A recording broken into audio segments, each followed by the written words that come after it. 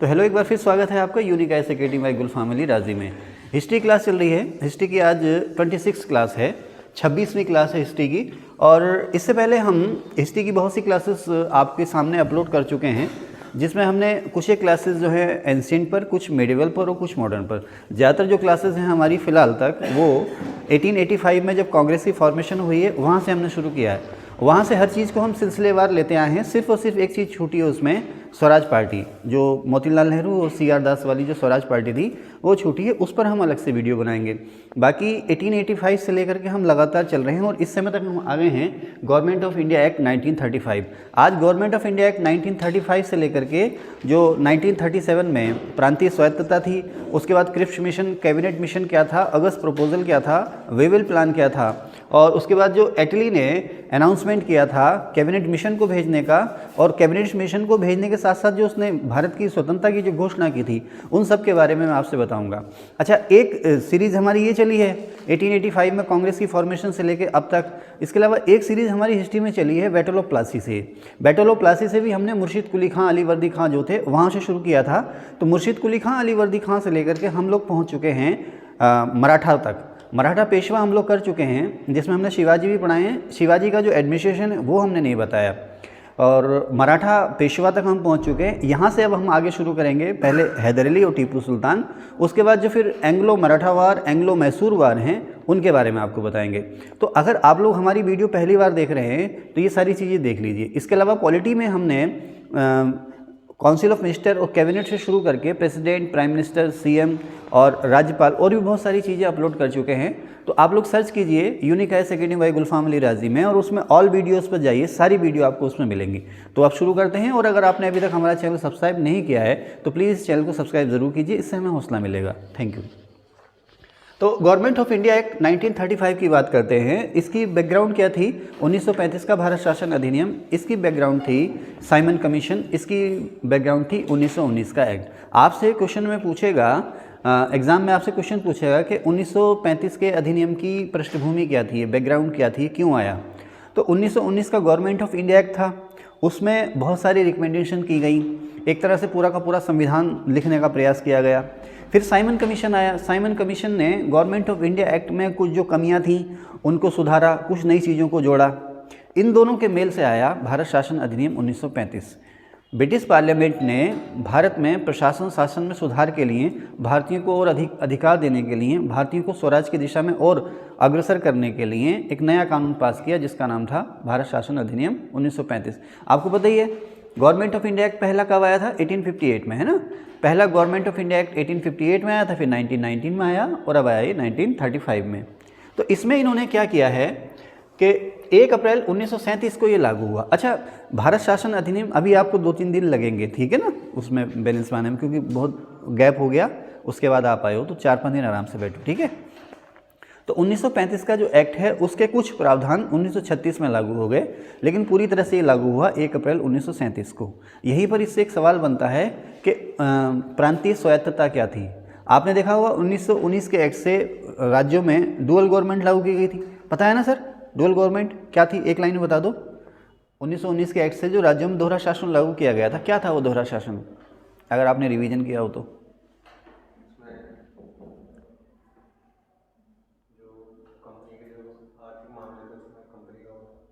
ना ना ना ना ना शीतल, आप बताएं।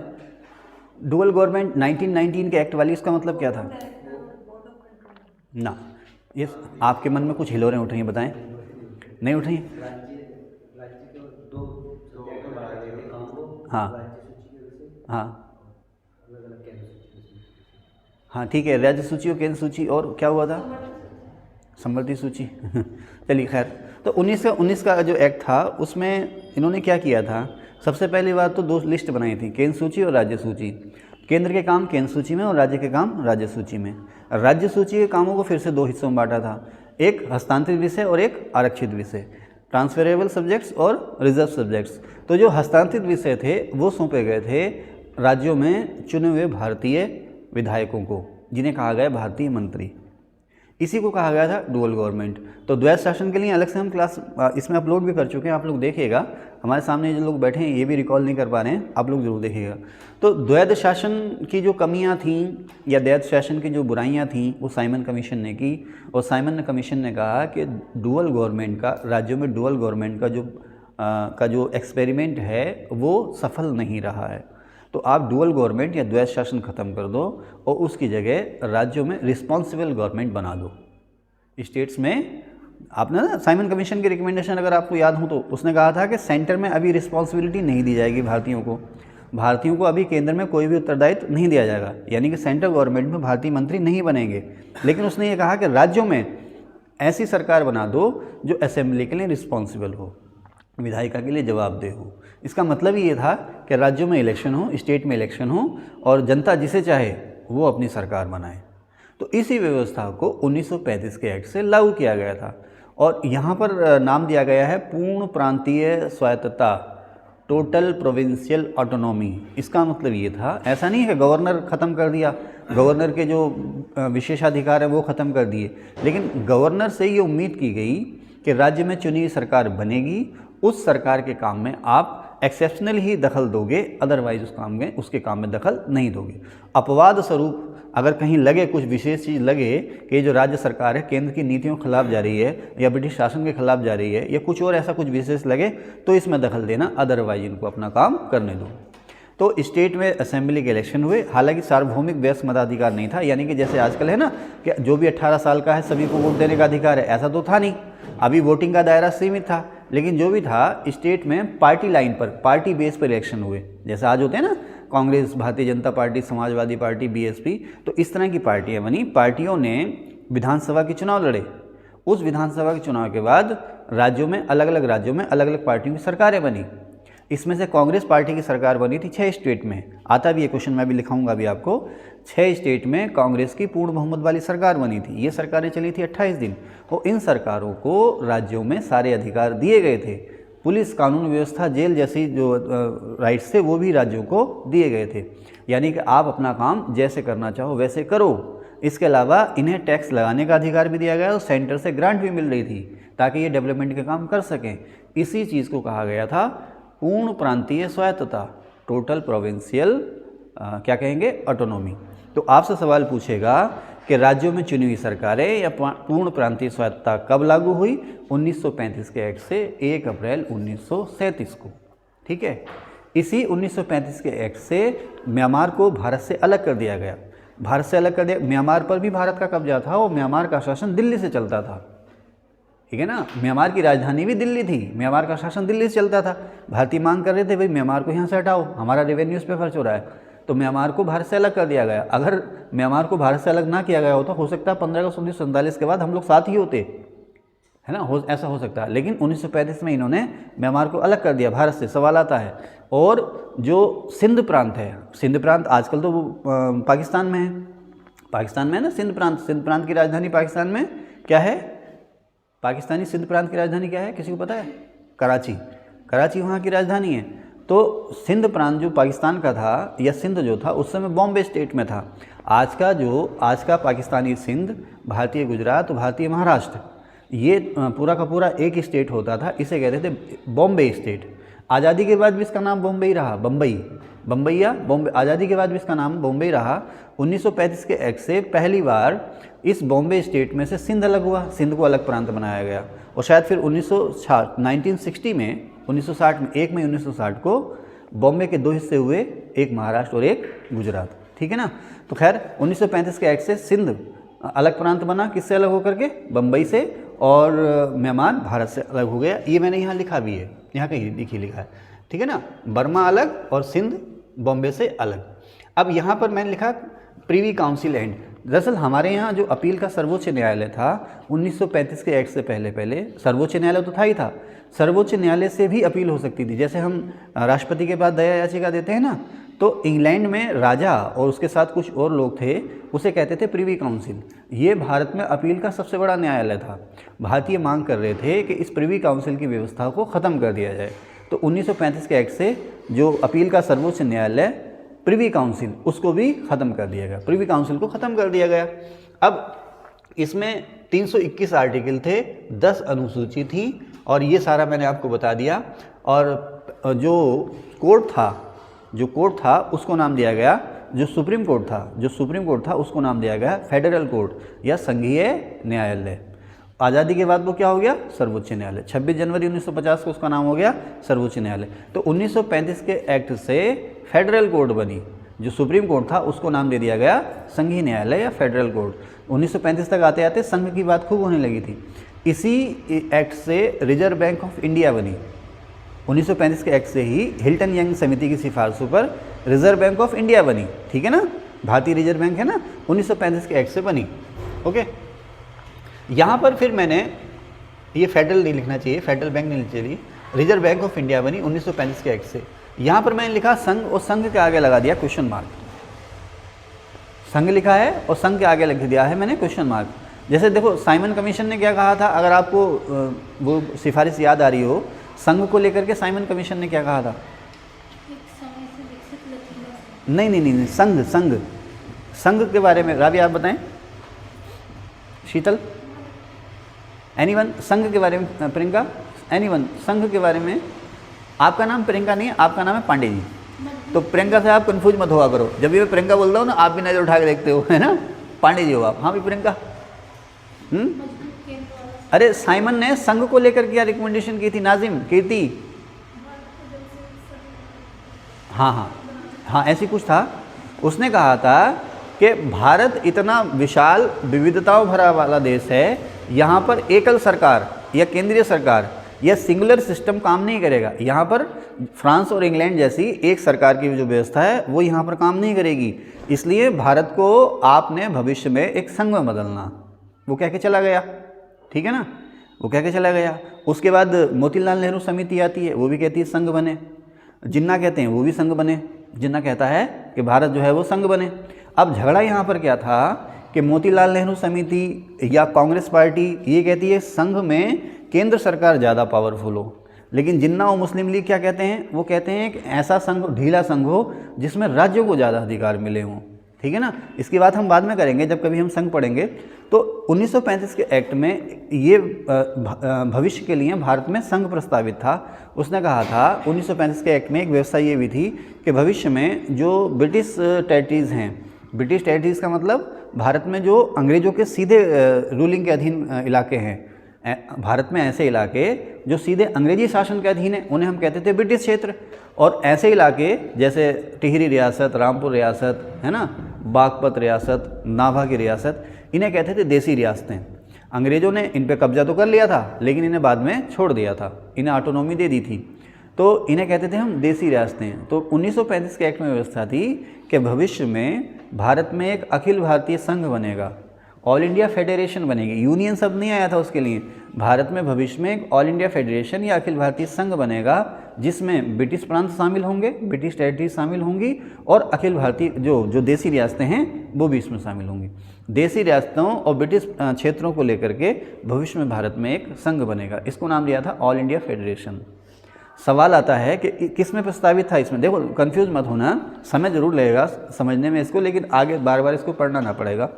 साइमन कमीशन ने कहा था पहली बार कि संघ बनना चाहिए। मोतीलाल नेहरू कमेटी, जिन्ना ने भी इस बात को दोहराया कि हाँ भी संघ बनेगा, बनना चाहिए। 1935 के एक्ट ने कहा हाँ भी संघ बनेगा, इस संघ में ये शामिल होंगे, ब्रिटिश क्षेत्र और जो देसी रियासतें हैं वो दोनों शामिल होंगी।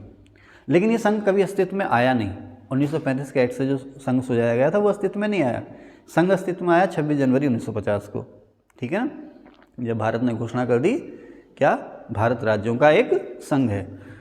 अब 1935 के एक्ट से ये संघ अस्तित्व में इसलिए नहीं आया क्योंकि देसी रियासतें इसमें शामिल नहीं हुई, कोई भी देसी रियासत इसमें शामिल नहीं होना चाह रही थी, इसलिए ये संघ अस्तित्व में नहीं आया, ठीक है। एक क्वेश्चन आता है कि संघ बना क्या? नहीं बना। क्यों नहीं बना? क्योंकि देसी रियासतें इसमें शामिल नहीं हुई, ठीक है सर, याद रहेगा। ओके, तो मैंने आपकी फैसिलिटी के लिए सारी चीज़ें यहाँ पर लिख दी हैं शॉर्ट में, तो इसको आप बस ये है आपको काम, यहाँ पर मैं आपका समय बचा दूंगा वीडियो में या क्लास में, लेकिन घर में आपका काम थोड़ा बढ़ जाएगा। घर में जा कर के आप इसको वीडियो को दोबारा चला के बहुत सी बातें जो यहाँ ना लिख पाएँ आप उसको लिख लेंगे। तो प्रीवी काउंसिल एंड हो गई। अच्छा, इसके बाद प्रांतों में चुनाव हुए, चुनी हुई सरकारें बनी, मैंने आपको बता दिया। इसके अलावा जो 1858 के एक्ट से बनी थी भारत सचिव और उसकी परिषद, भारत सचिव और उसकी परिषद, इंडिया काउंसिल जिसे कहते थे, तो भारत सचिव का पद तो बना रहा, लेकिन इंडिया काउंसिल जो है वो खत्म कर दी गई। इंडिया काउंसिल या भारत परिषद खत्म। भारत परिषद किस एक्ट से बनी? 1858 के एक्ट से बनी, और किस एक्ट से खत्म हो गई? 1935 के एक्ट से खत्म हो गई। ठीक है, अब इसकी भी आलोचना हुई, 1935 के एक्ट की भी आलोचना हुई। उसमें कभी कभी आपसे एक क्वेश्चन पूछ लेगा कि किसने इसे अनेक ब्रेकों वाली परंतु बिना इंजन वाली रेलगाड़ी कहा था, या बिना इंजन वाली रेलगाड़ी। उन्होंने कहा 1935 का एक्ट की जो तुलना की थी, पंडित जवाहरलाल नेहरू ने कहा था कि ऐसी रेलगाड़ी है जिसमें ब्रेक तो बहुत ज़्यादा हैं लेकिन इंजन नहीं है। इसका मतलब ये था कि आप भारतीयों को अधिकार तो देना चाह रहे हैं, लेकिन जो अधिकार आप दे रहे हैं वो नाम मात्र के हैं, और दूसरा अधिकार, आप जितने अधिकार आप दे भी रहे हैं उनके रास्ते में आप तरह तरह से हडल या तरह तरह से बैरियर भी लगा रहे हैं। इसीलिए इन्होंने इसको कहा था अनेक ब्रेकों वाली लेकिन बिना इंजन वाली गाड़ी। पंडित जवाहरलाल नेहरू ने दास्ता का नया चार्टर किसे कहा था?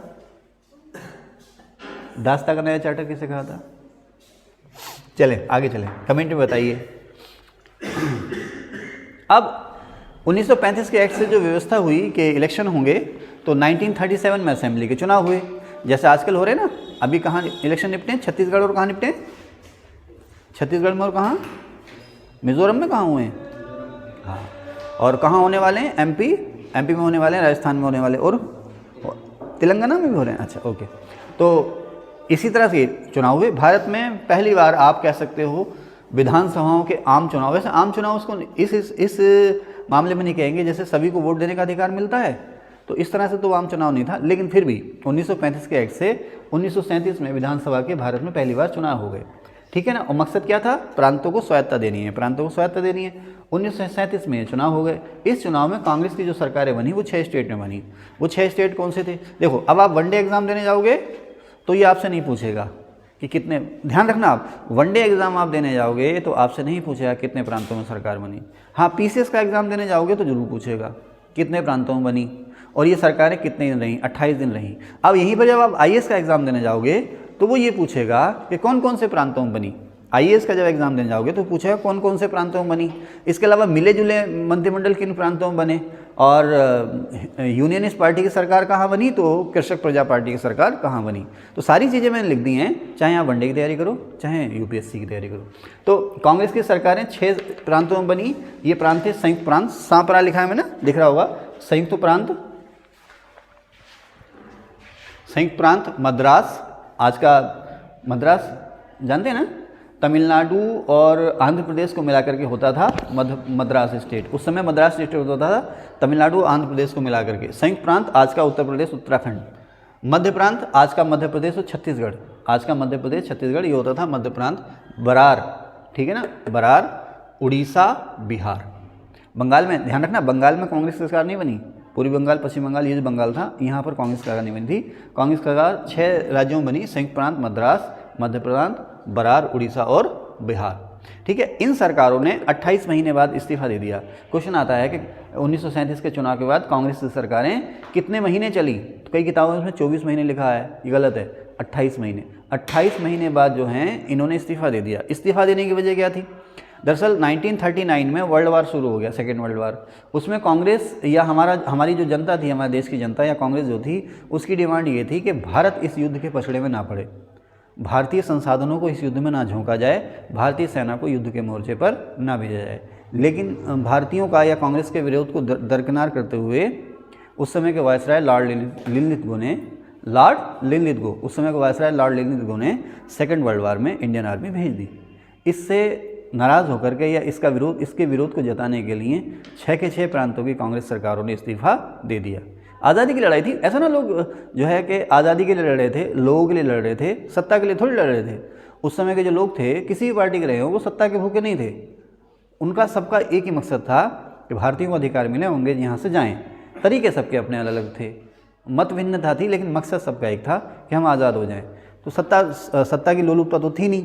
तो जब लिनलिथगो नहीं माना, वायसराय नहीं माना और मोर्चे पर भारतीय फौजें भेज दी, तो इन सभी सरकारों ने इस्तीफा दे दिया। ये इस्तीफा दिया इन्होंने 22 दिसंबर सन 1939 को। मुस्लिम लीग ने इस दिन को बनाया मुक्ति दिवस के रूप में। अच्छा, मुस्लिम लीग की दिक्कत ये रही, मुस्लिम लीग जो थी अपने आप को मुसलमानों की रहनुमा समझती थी। वो समझती थी कि मुस्लिम वोट मेरी जेब में है। मुस्लिम लीग जो थी या जिन्ना वगैरह जो थे ये समझते थे मुस्लिम हमारी जेब में है। लेकिन जब असेंबली के चुनाव हुए तो मुस्लिम लीग अपने दम पर किसी भी प्रांत में सरकार ना बना पाई। यहाँ तक कि जो सिंध, जो मुस्लिमों का इलाका है, वहाँ पर यूनियनिस्ट पार्टी की सरकार बनी। सिंध प्रांत में यूनियनिस्ट पार्टी की सरकार बनी। बंगाल, जहाँ पर मुस्लिम बहुसंख्या में थे, वहाँ पर मुस्लिम लीग और कृषक प्रजा पार्टी के नेता थे फजलुल हक। ये वही फजलुल हक थे जो चंपारण में गांधी जी के साथ थे। फजलुल हक की कृषक प्रजा पार्टी और मुस्लिम लीग ने दोनों ने मिल करके वहाँ पर मंत्रिमंडल बनाया। कहाँ पर? बंगाल में। मुस्लिम लीग अपने दम पर कहीं भी सरकार ना बना पाई। इससे उसके कान खड़े हो गए कि ये क्या हो रहा है। हम तो सोच रहे थे मुसलमानों में हमारा परचम लहराएगा, लेकिन ऐसा तो हो नहीं रहा। इसके बाद इसने जो वो दो राष्ट्रवादी विचारधारा थी ना कि मुसलमानों के लिए अलग देश होना चाहिए, इसको फिर और हवा देनी शुरू कर दी थी। तो खैर उसकी बातें बाद में करेंगे। तो मुस्लिम लीग ने 22 दिसंबर 1939 को मुक्ति दिवस मनाया, जिस दिन कांग्रेस मंत्रिमंडलों ने या कांग्रेस सरकारों ने इस्तीफे दे दिए। ओके, अब मैंने लिखा सीमांत सिंध को असम में मिला।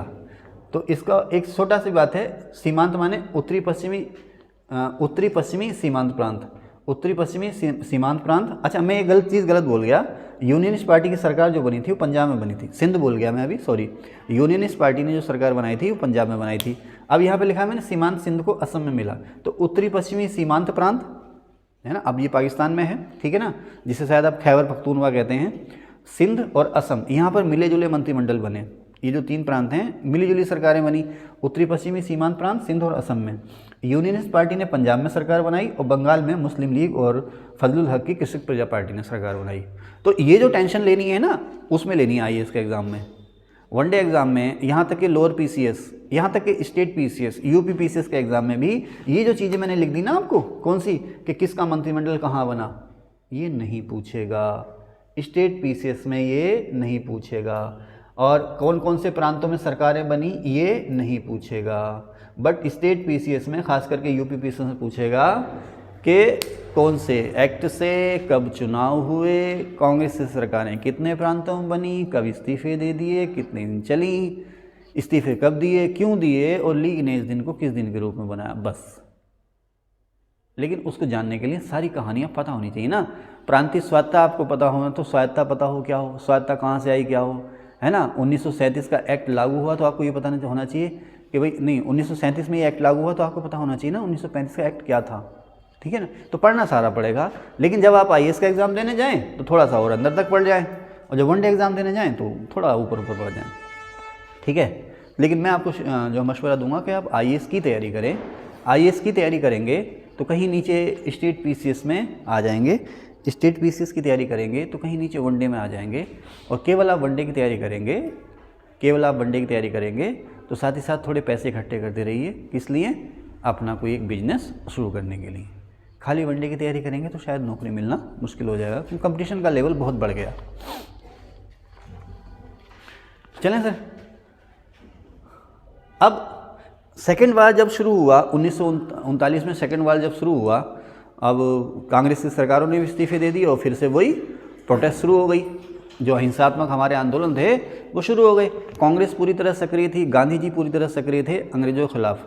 अब कांग्रेस कह रही थी भाई तुमने ज़बरदस्ती हमें युद्ध में झोंक दिया, हम लोग कह रहे हैं कि युद्ध में तुम शामिल मत हो, लेकिन तुमने हमें युद्ध में झोंक दिया। अब जब सेकेंड वार शुरू हुआ तो ये जो मोर्चा था, अंग्रेज़ यानी कि ब्रिटेन और उसके जो साथी थे, ये कई मोर्चों पर हारने लगे। जर्मनी और जापान जैसे देश जो थे, जो इनके खिलाफ थे, कई मोर्चों पर इन्हें हारने लगे। उधर जापान जो था, दक्षिण पूर्व एशिया में जो ब्रिटिश कॉलोनी थी उन पर कब्जा करने लगा। ये म्यांमार तक आ गया, इम्फाल तक आने लगा। उधर मणिपुर की राजधानी इम्फाल है ना, वहाँ तक आने लगा। ऐसा खतरा आ गया कि अंडमान निकोबार पे आज कब्जा हुआ, कल कब्जा हुआ, और बाद में हो भी गया था। लेकिन अब अंग्रेज़ों का जो ध्यान था वो इस पर था कि जो युद्ध चल रहा है, सेकेंड वर्ल्ड वार जब चल रहा है, तो उस समय भारत में शांति बनी रहे, भारतीय लोग जो हैं युद्ध में सहयोग दें। तो इसी के मद्देनज़र उन्होंने तरह तरह के काम करने शुरू किए। उसमें क्या था? क्रिप्स मिशन मैं आपको एक वीडियो में पढ़ा चुका हूँ, उसके बारे में दोबारा नहीं बताऊँगा। क्रिप्स मिशन फेल हो गया, अगस्त प्रस्ताव आया वो भी फेल हो गया। ना तो क्रिप्स मिशन के प्रस्ताव किसी ने माने और ना ही अगस्त प्रपोजल जो लॉर्ड लिंथिगो वाला था उसको भी किसी ने नहीं माना, ठीक है ना। जापान जो था भारतीय सीमा पर दस्तक दे रहा था, ऐसा लग रहा था कि आज या कल जापान की फौजें यहाँ पर भारत में घुस जाएंगी। तो यहाँ पर गांधी जी ने एक बात भी कही थी कि अंग्रेज़ों भारत को जापान के लिए मत छोड़ो, भारत को भारतीयों के हाल पे छोड़ दो। यहाँ पर ये बात क्यों कही थी? क्योंकि सेकेंड वर्ल्ड वार में जापान हावी हो रहा था, अंडमान निकोबार तक पहुँच गया था। तब यहाँ पर गांधी जी ने कहा था कि अंग्रेज़ों भारत को जापान के लिए मत छोड़ो, भारत को भारतीयों के लिए छोड़ दो, क्योंकि इंग्लैंड था यहाँ पर। तो इंग्लैंड था, इंग्लैंड से उसका झगड़ा चल रहा था, तो इस बहाने से वो भारत पर भी हमला कर सकता था या कर रहा था। तब इन्होंने कहा था। यही वो मौका था जब अवसर ऐसा आया कि भारत में जनता का जो असंतोष था वो चरम पर था। देखो, जब युद्ध आता है ना, युद्ध अपने साथ गड़बड़ियाँ लेकर के आता है। युद्ध जो है वो अंतिम उपाय है। कोई भी सरकार लड़ना नहीं चाहती है, क्योंकि युद्ध का मतलब ही है गरीबी, भुखमरी, बेरोजगारी, अकाल, महामारी, है ना। क्योंकि सारा ध्यान युद्ध पे होता है, दिक्कतें हो जाती हैं, है ना। वैसे ही भारत में हुआ, जब युद्ध जैसे जैसे बढ़ने लगा, सरकार का ध्यान सारा युद्ध पे, कहीं अकाल पड़ रहा है, बेरोजगारी हो रही है, महंगाई बहुत ज़्यादा बढ़ रही है, खेती बाड़ी सब नष्ट हो रही है, तो जनता में गुस्सा पनप गया। अब इसी गुस्से का फ़ायदा उठाना था, इसी आक्रोश का फ़ायदा उठाना था, या जनता में जो माहौल बन गया था सरकार के खिलाफ फिर से, तो उस जनता के गुस्से को सरकार के खिलाफ इस्तेमाल करना था। क्योंकि जनता जाग चुकी थी, जनता मन में आज़ादी को ठान चुकी थी। जनता के सामने जो शोषक चरित्र था ब्रिटिश उपनिवेश का वो सारा आ गया था।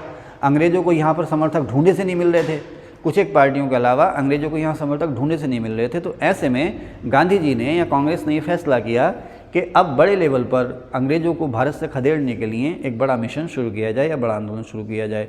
वही था भारत छोड़ो आंदोलन। तो भारत छोड़ो आंदोलन की शुरुआत जो हुई, एक्चुअली कांग्रेस की बैठक हुई वर्धा में। मैंने यहाँ कहीं लिखा भी होगा, हाँ, 14 जुलाई 1942 को महाराष्ट्र में वर्धा में कांग्रेस की बैठक हुई। कांग्रेस का अधिवेशन नहीं था, ध्यान रखना, ये कांग्रेस वर्किंग ग्रुप की बैठक थी। तो 14 जुलाई सन 1942 को कांग्रेस की वर्धा में बैठक हुई, और इस बैठक में गांधी जी ने भारत छोड़ो आंदोलन का प्रस्ताव रखा था। भारत छोड़ो आंदोलन को इंग्लिश में कहते हैं quit India movement. Quit India movement, आगे से शॉर्ट में इसको मैं QIM लिखूँगा। भारत छोड़ो आंदोलन को आगे शॉर्ट में मैं QIM लिखूँगा।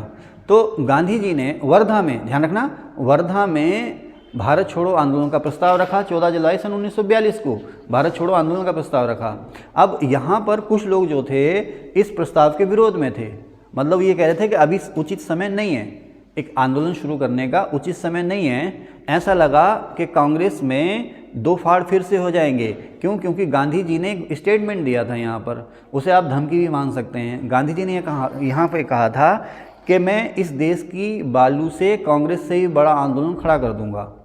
कहने का मतलब क्या है कि अगर भाई आप लोग हमारे साथ नहीं चले, मैं अलग हो जाऊंगा और अपना मिशन अलग ले चलूँगा और कांग्रेस से ही बड़ा मैं संगठन तैयार कर दूंगा। उस समय गांधी जी, पंडित नेहरू की जो इमेज थी आम जनता में, वो ये था कि Congress minus Gandhi ji equal to 0। जैसे क्रिकेट के शौकीन हो क्या आप लोग, है ना। Afghanistan cricket team minus Rashid Khan equal to 0। Indian cricket team में तो बड़े माइनस लगाने पड़ेंगे 0 के लिए, है ना। क्योंकि अच्छा थोड़ी ऐसी इंडियन क्रिकेट टीम जो अब इतना अच्छा प्रदर्शन कर रही है, उसकी बात यह है कि हमने जो अपनी बेंच है ना वो तैयार की है। पिछले 4-5 साल से आप पॉलिसीज़ देख रहे होंगे कि हाँ भाई इस सीरीज़ में रोहित विराट आराम करेंगे, इस सीरीज़ में वो आराम करेंगे, वो खेलेंगे। हमने नए नए लड़कों को मौके दिए। वर्ल्ड कप में अब सीनियर और जूनियर सारे ले आए। इससे पहले भी हम नए नए लड़कों को भाई श्रेयस अय्यर हैं या KL राहुल हैं, ये क्या इनको मौके मिले ना, ये तैयारी करते रहे। वर्ल्ड कप आया तो समी बुमराह, वो भी आ गए, तो रोहित भी आ गए पूरी फॉर्म में, है ना, समझ रहे ना। तो राहुल भी आ गए, सारे मिल गए एक साथ, है ना। तो अनबीटेबल जा रही है और उम्मीद ये है कि इंडिया अनबीटेबल ही रहेगी।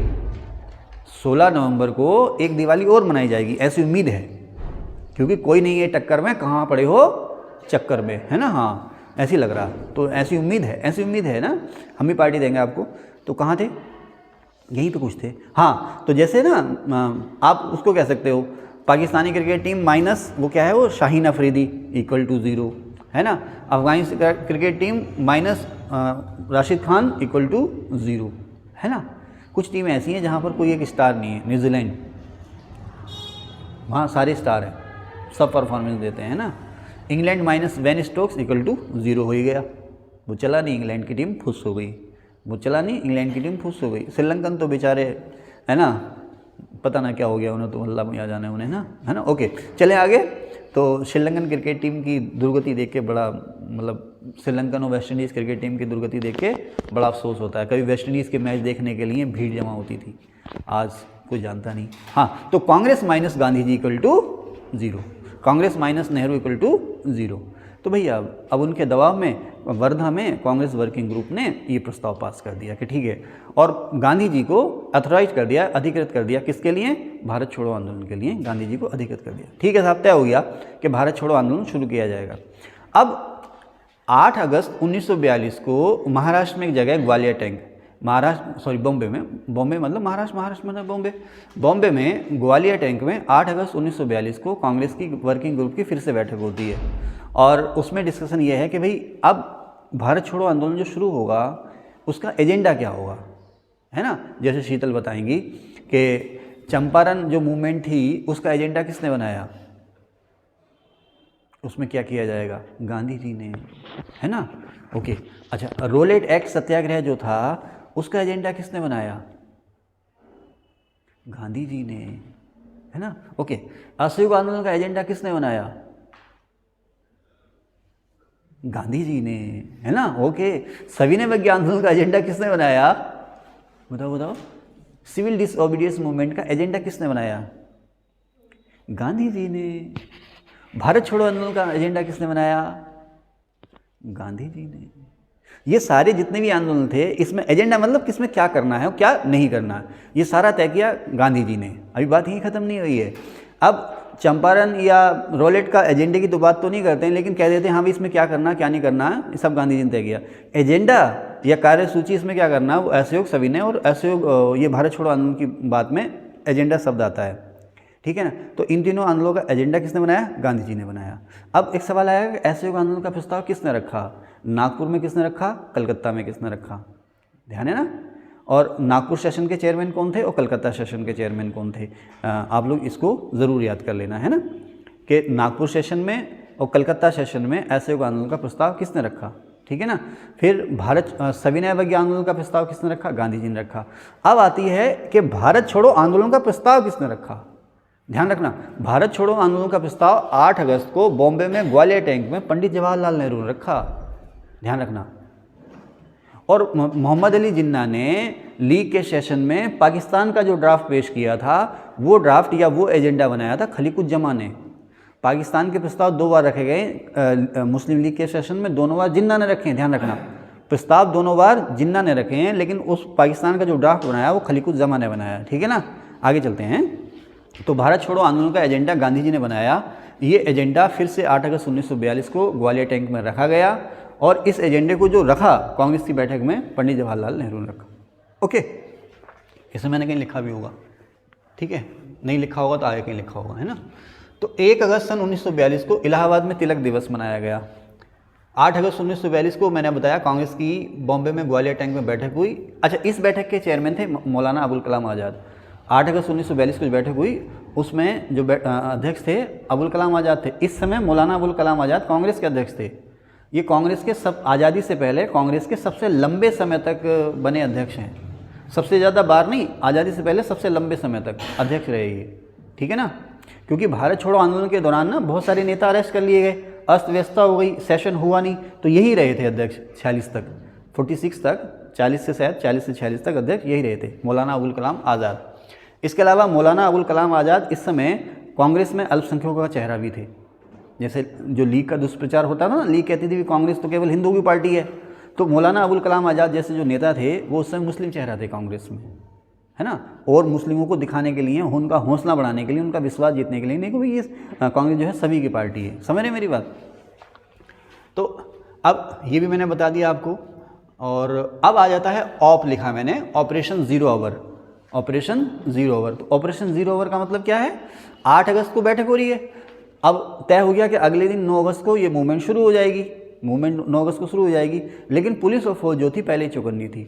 8 और 9 अगस्त की रात को, 8 और 9 अगस्त की रात को, जैसे अभी ना कुछ हुआ था उत्तराखंड में, सरकार के खिलाफ जो प्रतियोगी परीक्षार्थी थे उन्होंने कुछ बंद की घोषणा कर दी थी, कोई बंद की घोषणा कर दी थी, ये शायद जनवरी फरवरी की बात है, तो पेपर आउट वगैरह हो गए थे कुछ, तो सरकार अपने स्तर पर जुटी हुई थी, अपराधियों को पकड़ भी रही थी, दोषियों को भी पकड़ रही थी, और सरकार चाह रही थी कि शांति व्यवस्था बनी रहे। तो कुछ लोगों ने सोशल मीडिया पे अनाउंसमेंट कर दिया कि भाई जो है कल को जो है बंद होगा। तो पुलिस जो थी पूरी तरह चौकन्नी थी, किसी तरह की अवस्था ना हो। तो मेरे पास भी 4 फ़ोन आए रात को, एसओ साहब का फ़ोन आ रहा है, LIU वालों का फ़ोन आ रहा है। रात में मैं थक गया, भाई हमें कोई लेना देना नहीं है, हमारा खुद का पेपर है, हमें चैन से सोने दो। पुलिस चौकन्नी थी ना, सबको फ़ोन कर रही थी, सबको फ़ोन कर रही थी, और जो संदिग्ध थे उनको हिरासत में ले रही थी। तो बिल्कुल उसी तरह से 8 और 9 अगस्त की रात को पुलिस ने ऑपरेशन 0 ओवर चलाया, और जितने भी सक्रिय नेता थे सबको पकड़ लिया गया, पकड़ के जेल में डाल दिया गया। कुछ जो बच गए वो बच गए, वो अंडरग्राउंड, जो बच गए वो अंडरग्राउंड हो गए, भूमिगत हो गए। भूमिगत होने का मतलब क्या है? अच्छा, जब हम बचपन में थे ना तो अखबार पढ़ते थे, अखबार पढ़ने का शौक आ गया था, है ना। हमारे घर में बड़े भाई साहब थे, IAS बनेगा, IAS बनेगा, IAS बनेगा, अच्छा भी बनेगा IAS, तो IAS बनने के लिए क्या करेगा? अखबार पढ़ेगा। अखबार आता था तो अखबार पढ़ते थे। तो जैसे उसमें लिखा कि वो पुलिस से बचने के लिए भूमिगत हो गए, हम सोचे ज़मीन के अंदर दब गया क्या? वो बचपन था, मैं भूमिगत हो गए, है ना। बाद में पता चला अच्छा फरार हो गया, है ना, फरार हो गया। जैसे मान लो कल को नाजिम पर पुलिस का दबाव पड़ जाए, है ना, नाजिम पर पुलिस का दबाव पड़ जाए और नाजिम मेरे घर आ जाए, सो जाए कि सर रात को आप यहाँ सोऊंगा, और नाजिम तो रात भर सोए और मैं डरूं कि अब जब ये पकड़ा जाएगा तो इससे पूछा जाएगा किस किस ने शरण दी तुम्हें किस किस ने शरण दी, और उसके बाद पुलिस मेरे ही पीछे। तो इसलिए कभी कभी ना हम चाहकर भी किसी को शरण नहीं दे पाते, फिर पुलिस वाले फिर पूछते हैं भाई कौन कौन थे तुम्हें शरण देने वाले, क्योंकि 6 दिन फरार था, रोटी तो खाई होगी कहीं, बता कहाँ खाई थी। ओके चलें सर, कहाँ थे? तो बहुत से नेता जो थे वो नहीं, खैर नाजिम हमारा अच्छा बच्चा है, नाजिम ऐसा काम नहीं करता, कल को कलेक्टर बनेगा, है ना, कलेक्टर बनेंगे ना सर। फिर जो मुर्गी पालन वाले हैं ना, अंडे वाले, उनको सब्सिडी दिलवाना, ठीक है, जब कलेक्टर बन जाओ तो उनको सब्सिडी दिलवाना। और देसी मुर्गा जो है संकटग्रस्त हो गया, गहन संकटग्रस्त हो गया, देसी मुर्गा देसी मुर्गी गहन संकटग्रस्त हो गई हैं, इनके संरक्षण के लिए IUCN में विशेष अर्जी लगाना, जानते हो ना। हाँ, ये मुर्गी प्रेमी है भाई, ये अंडा प्रेमी है ये। चलें, ओके। तो कहाँ थे? इधर आ जाओ, अरे इधर आ जाओ यार। तो हाँ, तो 9 अगस्त 1942, हाँ मैंने बताया ऑपरेशन 0 ओवर। तो ऑपरेशन 0 ओवर, शून्य घंटा नहीं, ऑपरेशन 0 ओवर, इसका मकसद था 8 और 9 अगस्त की रात को पुलिस ने जो ऑपरेशन चलाया, किसके खिलाफ? कांग्रेसी नेताओं के खिलाफ, ज़्यादातर को हिरासत में ले लिया। अब इसमें आपसे एक सवाल और भी पूछेगा कि करो या मरो का नारा किसने दिया? इसी दिन 8 अगस्त को बम्बई में गांधी जी ने करो या मरो का नारा दिया था, डू और डाई जिसे कहते हैं ना। और उसके बाद फिर जब इन लोगों को गिरफ्तार किया गया, हालांकि बहुत से नेता हैं, जैसे गांधी जी हैं तो आगा खां पैलेस में उनके साथ महादेव देसाई भी थे, सरोजिनी नायडू को भी रखा गया, लेकिन बहुत ज़्यादा लोड लेने की ज़रूरत नहीं है। कुछ चीज़ें हमें भूल जानी चाहिए, कुछ चीज़ें ऐसी हैं हम उन्हें भूल ही जाएँ तो अच्छा है, ताकि नई चीज़ों को हम याद रखें या ज़रूरी चीज़ों को हम याद रखें। अब अतीत में आपके साथ क्या हुआ उसे ढोते रहो तो भाई आगे कैसे बढ़ोगे? तो कुछ चीज़ों को भूलने अच्छा होता है। तो यहाँ पर बहुत सी चीज़ों को भूलना अच्छा है, बस आप ये याद रखना कि आगा खां पैलेस, महाराष्ट्र में आगा खां पैलेस पूना में गांधी जी को कैद किया गया, ठीक है, वो नज़रबंद किया गया। आगा खां के महल में पूना में गांधी जी को नज़रबंद किया गया। अहमदनगर, महाराष्ट्र में अहमदनगर का जो किला है, अहमदनगर फोर्ट, उसे जेल का रूप दे दिया गया, उसमें बहुत सारे नेताओं को बंद कर दिया गया, नज़रबंद रखा गया। इसमें पंडित जवाहरलाल नेहरू थे, गोविंद वल्लभ पंत थे, और भी बहुत सारे नेता थे, लेकिन 2 खास नेता, क्योंकि हम उत्तराखंड का एग्ज़ाम भी देते हैं इसलिए गोविंद वल्लभ पंत भी हमें याद रहते हैं, और पंडित जवाहरलाल नेहरू ने इसी गिरफ्तारी के समय में जो डिस्कवरी ऑफ इंडिया है, भारत एक खोज जो बुक थी, वो लिखी थी उन्होंने। स्कॉलर तो थे ही थे, तो अब यहाँ पर 2-2.5 साल ये जेल में रहे, तो उन्होंने ये किताब लिखी थी, डिस्कवरी ऑफ इंडिया या भारत एक खोज। भाई खाली हैं, अब आप मुझे जेल में डाल दो तो मैं क्या करूँगा? पांडे जी क्या करूँगा मैं? 1 महीना तो रोऊंगा ना। अरे जब जेल में जाऊँगा तो 1 महीना तो रोऊंगा, रोए ना रोए, फिर आदी हो जाऊँगा उसी का, फिर कैदियों को पढ़ाने लगूँगा। चलो भाई सुबह 7 बजे क्लास है तुम्हारी, हैं? हाँ मैं क्या करूँगा अभी? उस कैदियों को पढ़ाने लगूँगा, और फिर जब पढ़ाऊँगा तो जेल प्रशासन भी साथ देगा कि हाँ भाई ठीक है। जेल जो है सज़ा नहीं है, जेल जो है कि आप अपराधी प्रवृत्ति को, आप समाज से कटे हुए, समाज की मुख्य धारा से आपको अलग कर दिया, एक जगह रखा गया, फिर आपका सामाजिकरण किया जा रहा है, आप में सुधार किया जा रहा है कि जब आप यहाँ से बाहर निकलें तो फिर से ये अपराध ना करें। जेल का दर्शन तो यही है सर, है ना, है ना। जेल में अब वहाँ अकेले में आप डिप्रेशन के शिकार ना हो जाएं, नशे के शिकार ना हो जाएं, लड़ाई झगड़ा डंडा फंडा ना करें। तो जेल में सब सुविधाएं भी हैं, डॉक्टर भी है, टीवी भी है, पढ़ाने वाले भी हैं, है ना, मनोरंजन की सुविधा भी है आपके लिए, ताकि आपका मन वहाँ पर लगा रहे, डिप्रेशन के शिकार ना हो जाएं, नशे के शिकार आप ना हो जाएं, है ना। नहीं, मैं गया नहीं हूँ कभी जेल में, लेकिन सुना है मैंने ऐसा, ठीक है, ओके। तो वही नेहरू जी स्कॉलर थे, तो अब खाली समय में क्या करें, किताब लिखनी शुरू कर दी, ओके। तो अब जीवी पंत और पंडित नेहरू को अहमदनगर किला जेल में रखा गया था। अब जयप्रकाश नारायण, जेपी नारायण या जयप्रकाश नारायण जो थे, इन्हें हजारीबाग जेल में रखा गया था, लेकिन ये जेल की दीवार कूद के फरार हो गए थे, युवा थे उस समय, जेल की दीवार कूद के फरार हो गए। और फरार होने के बाद इन्होंने अपना एक अंडरग्राउंड दस्ता बनाया जिसका नाम था आज़ाद दस्ता। आज़ाद दस्ता के नाम से अपना एक ग्रुप बनाया, ठीक है, ये सवाल भी आता है। और यहीं पर आता है कांग्रेस रेडियो।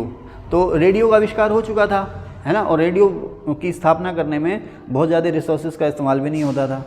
तो उषा मेहता क्रांतिकारी रही हैं, उषा मेहता ने कांग्रेस रेडियो बनाया। ये एक अंडरग्राउंड रेडियो स्टेशन था जो अक्सर अपनी जगह बदल लेते थे, अपना सामान लेकर के, आज यहाँ हैं तो कल यहाँ। लेकिन इस रेडियो की इम्पोर्टेंस ये थी कि कांग्रेस क्या कर रही है और आगे इस भारत छोड़ो आंदोलन में आपने क्या करना है, क्या मिल गया है और क्या और पाना है, क्या करना है क्या नहीं करना है, नियमित रूप से इस रेडियो में बताया जाता था। और राम मनोहर लोहिया रेगुलर इस रेडियो पे भाषण दिया करते थे, लोगों को बताया जाता था क्या करना क्या नहीं करना। लेकिन ये रेडियो भी पुलिस के हत्थे चढ़ गया, नेता हत्थे नहीं चढ़े, लेकिन रेडियो जो है पुलिस के हत्थे चढ़ गया और सीज हो गया। इसी समय की नेता थी अरुणा आसफ अली, इन्होंने भी भूमिगत रह करके प्रचार किया था। सवाल आया था ना कि भाई भारत छोड़ो आंदोलन से जुड़े हुए नेता कौन हैं, तो अरुणा आसफ अली भी भारत छोड़ो आंदोलन से जुड़ी थी, इन्होंने भी अंडरग्राउंड रह करके प्रचार प्रसार किया था क्रांति का। अब इस आंदोलन का विरोध किया था तेज बहादुर सप्रू ने। तेज बहादुर सप्रू ने इस आंदोलन का विरोध किया। कम्युनिस्ट पार्टी या साम्यवादी पार्टी, कम्युनिस्ट या साम्यवादी पार्टी ने भी इसका विरोध किया, मुस्लिम लीग ने इसका विरोध किया, हिंदू महासभा ने भी इसका विरोध किया। ये चीज़ आपसे पूछ सकता है, इसका ध्यान रखना।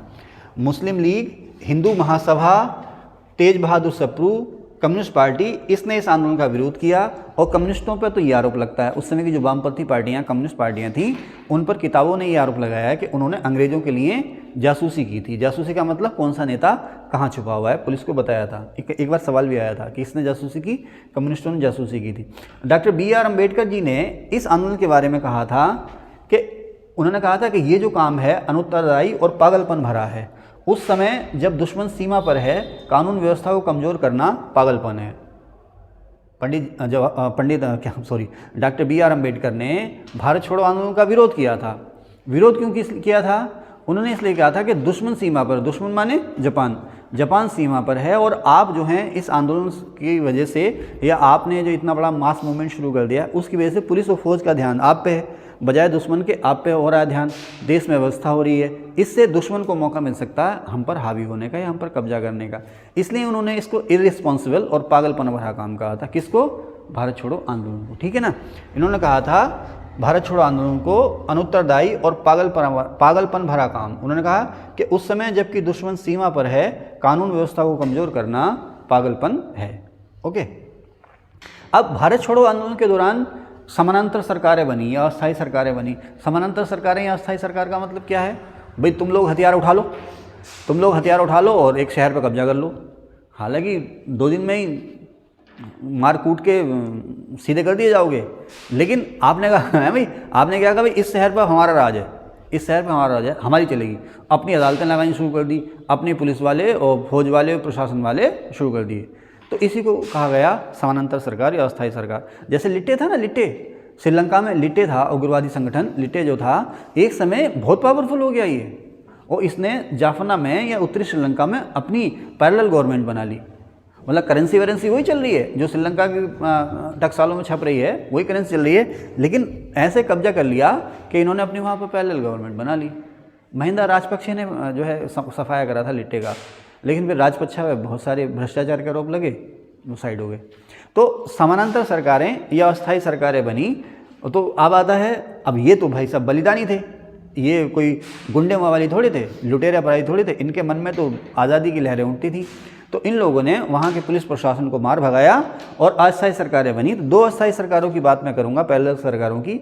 एक तो बलिया में चीतू पांडे ने बलिया ज़िले में सबसे पहली जो है अस्थायी सरकार बनाई, यानी कि एक तरह से घोषणा कर दी कि भाई भारत आज से आज़ाद हो गया है और मैं भारत देश का मुखिया हूँ या मैं भारत देश का प्रतिनिधि हूँ। तो बलिया में इन्होंने अस्थायी सरकार बनाई चीतू पांडे ने, और ऐसी अस्थायी सरकार सतारा में भी बनी और ये सबसे लंबे समय तक चली। बाद में इन लोगों को अरेस्ट कर लिया गया, ठीक है ना। अब इसी आंदोलन के दौरान गांधी जी ने 21 दिन का अनशन किया था या भूख हड़ताल की थी। इसी असहयोग आंदोलन के दौरान गांधी जी ने भूख हड़ताल कर दी थी या अनशन कर दिया था, ठीक है ना साहब। तो इनकी जो भूख हड़ताल चली थी 21 दिन चली थी, 21 दिन इनकी भूख हड़ताल चली थी 1943 में। और गांधी जी ने बहुत सी मांगें की थी, लेकिन सरकार उनकी एक भी मांग मानने को तैयार नहीं थी। और ऐसा कहा जाता है कि सरकार अब मेंटली प्रिपेयर हो गई थी और आगा खां महल में चंदन की लकड़ियों का इस्तेमाल भी कर लिया गया था। बिपिन चंद्रा जी की किताब पढ़ी है मैंने, उसमें लिखा है कि सरकार ने आगा खां महल में नज़रमंद थे ना ये, कि भाई संभावित है कि जब ये भूख हड़ताल तोड़ेंगे ही नहीं, हम झुकेंगे नहीं, ये भूख हड़ताल तोड़ेंगे नहीं, तो जाहिर सी बात है देहांत हो जाएगा। देहांत के बाद उनके अंतिम संस्कार की तैयारी थी, चंदन की लकड़ियाँ मंगा ली गई थी।